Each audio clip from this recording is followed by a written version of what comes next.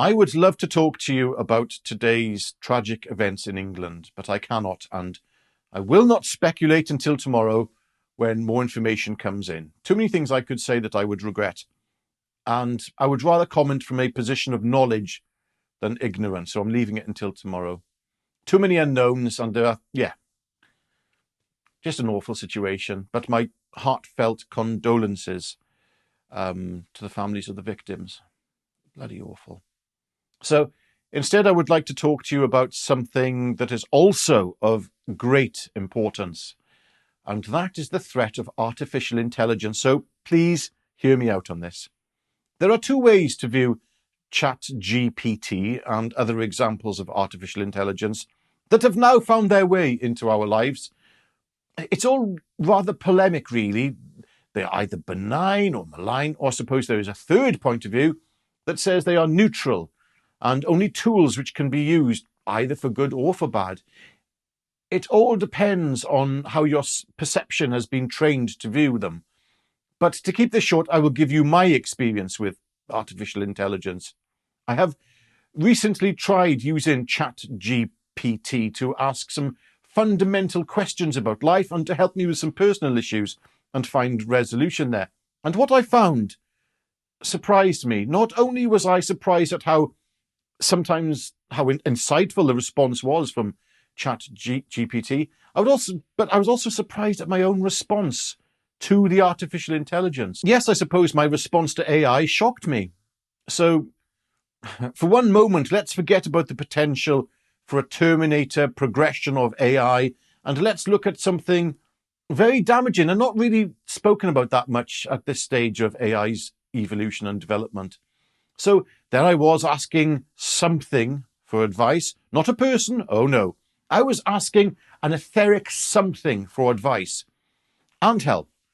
Now, when we as humans ask for advice and help, there's usually a need and a position of vulnerability. And it made me think of that some people who are vulnerable will form emotional attachment to AI. After all, if it has all the answers, then people will run to AI for answers, as they would run to a person.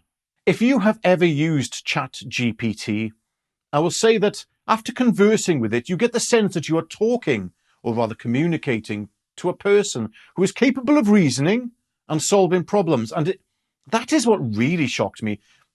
Years ago, I watched a film where a man fell in love with an artificial intelligence, and I laughed at it because I wonder how anyone could possibly fall in love with something that is impersonal, and knowing that AI isn't a real person means that no emotional attachment should be formed. But when you are engaging with something that appears sentient, the sense of impersonality is lost. That was a bit of a surprise, that was.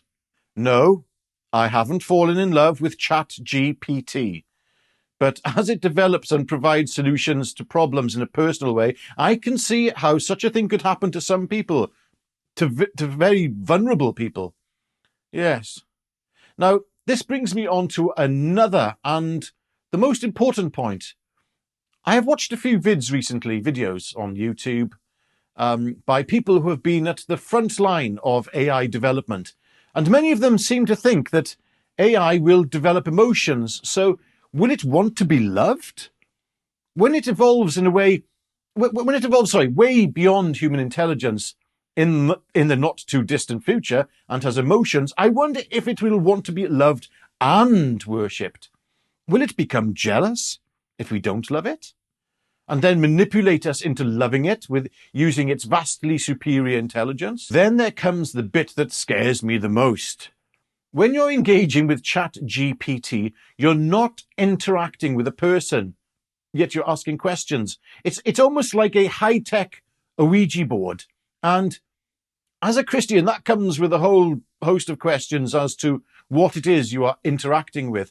Of course, you can reduce it down to an algorithm, but isn't human intelligence itself algorithmic to some extent? What is it that we are communing with exactly?